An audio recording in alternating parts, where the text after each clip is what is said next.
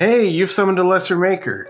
Today, I asked my patrons what kind of bases they would like to see me make. We're going to come up with 5 different basing schemes for your Mordheim warbands, and hopefully this will give you some ideas on what to do for your own. I really enjoy basing. Basing is a really great opportunity to set your miniatures apart from others. A lot of the materials I use for basing are available at dollar stores, and for this video I'm not going to use any 3D printing. Let me know in the comments how you base your miniatures, and remember, a like and a comment goes a long way to help this video reach new hobbyists. If you haven't subscribed yet, if this video doesn't convince you to subscribe, check out the backlog. I know for a fact one of those videos will. Okay, so the main basing scheme for most Mordheim models is going to be cobblestone. I'm going to show you 3 different ways on how I do cobblestones. I just kind of want to show you the foundations, and then we can kind of work up from there. Let's start this conversation with whether in Mordheim you should have square bases or round bases. In my experience, round bases are inconvenient because when you place the model on its face, a lot more of the model is going to be supported by the miniature itself and not the base. When you have a square base, more of that flat edge of the square base is supporting the miniature. So this first method is pretty commonly known. All you're going to need is a section of sprue, preferably one that is straight, and you're going to cut off every sprue gate that would connect to the miniature so that it's a straight with an even angle going all the way along it. And then you'll just cut them into individual bricks. Once you have these individual bricks, you'll just use some plastic glue to glue them directly to the base. And the nice thing about this is you'll have this sprue with you automatically while you're assembling miniatures, so it's really fast and easy to use. You can also use plastic glue to directly glue your miniature to this brick, which makes a pretty secure bond. So this next method is my favorite. You're gonna need a 1/4-inch balsa wood dowel and a saw, or you can just saw a section into like a tile. This balsa wood is just gonna shatter once it's this thin. To resolve that, just soak the end with some really thin super glue, and then you can saw it again. After that, you can saw a bunch of tiles all at once. One dowel will give you plenty for a warband, and then you can just super glue this directly to the base. I really like this because the tile is really pronounced, and because you're sawing each one individually, the different heights really give variation between the levels. This is my favorite method of doing cobblestones. Alright, so this next method is by far the easiest. A couple weeks ago, I made this silicone mold of some cobblestones I sculpted out of green stuff. I have a whole video on that, but all you need to know for this video is I broke it apart and I just super glued it onto the base. It's really as easy as that, and I do think this has the best final look out of all of the 3 options. Although this is easy now, there's a lot of setup to go ahead of this, as far as pouring plaster, making the mold, but once it's all made, this is like pretty smooth sailing. I'm here with the Mordheim Catacomb board just to announce that Mordheim Catacomb STLs are available for early access with a $5 donation. So you can follow that to the shop tab over on Patreon. That just is a way to help support the channel. If you're more interested in like a one-time donation, if $2 a month is the way you'd rather go, patrons have had early access to this for the entire 4 months I've been developing it. So that includes this medieval crane kit that have been tested out on resin printers and FDM printers. It's just, I think this is a cool way to share what I'm making with you guys. And every single time I see someone print it out and use it, that's awesome. Whether you donate or become a patron or not, these STLs will be free eventually. So make sure you subscribe and follow along with the channel. And if you do happen to find value in them, I really hope that you would help support the channel through Patreon. But really, I'm just happy that you're here watching.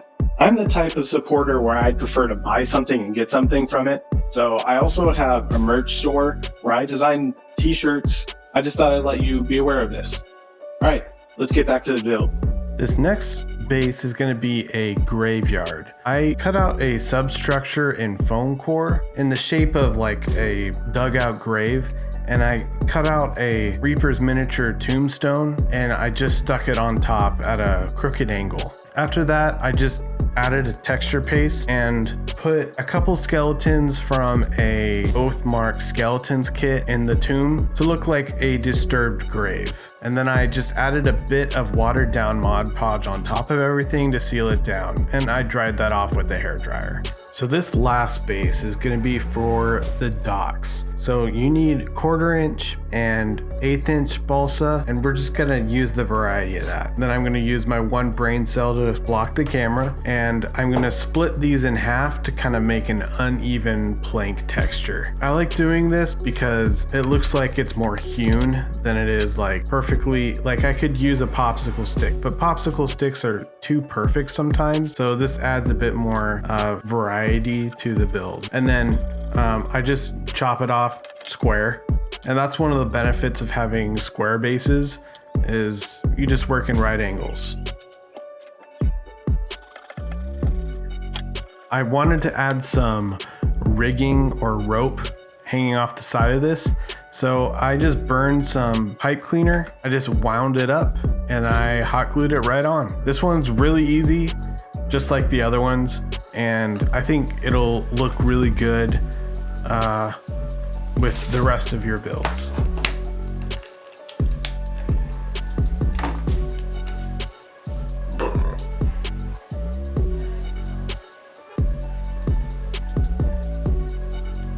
Okay, so let's talk about some of the elements you can add to any base. I'm going to start with some Wyrdstone. I like to use this crushed glass. This is from the Dollar Tree. I like to glue these together with super glue.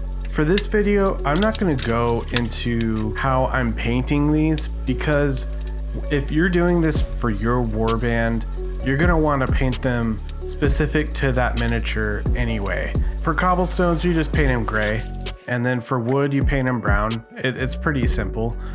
So I'm just going to kind of move on to the last element that you can put on any base, and that's posters. My profession is in printing, so I see printing done wrong a lot. I've collected a group of calligraphy and woodblock printing images that you can grab on Patreon for free. These are like historically accurate. They're just from Wikipedia that I've scaled down to 28mm. The really key thing to make printing and paper look good in miniature is to use the thinnest stock that your printer can run.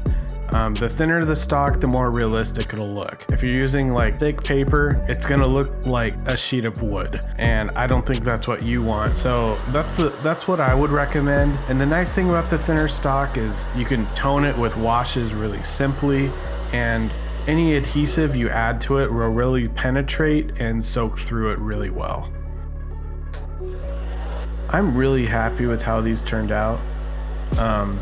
If you're new to the channel, I usually make Mordheim terrain, but this week was my birthday, so I needed to have a smaller build to be able to get a video out for you guys this week.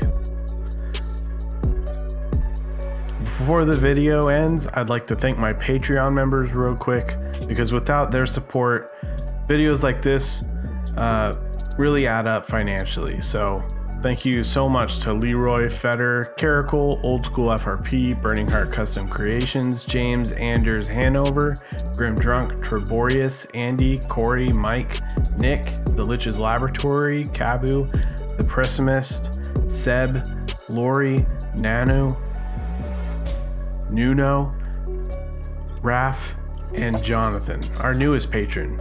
Thank you guys so much. I really appreciate it. I hope you enjoyed the video, and don't forget to comment. All right, I'll stop talking. I hope you have a good one.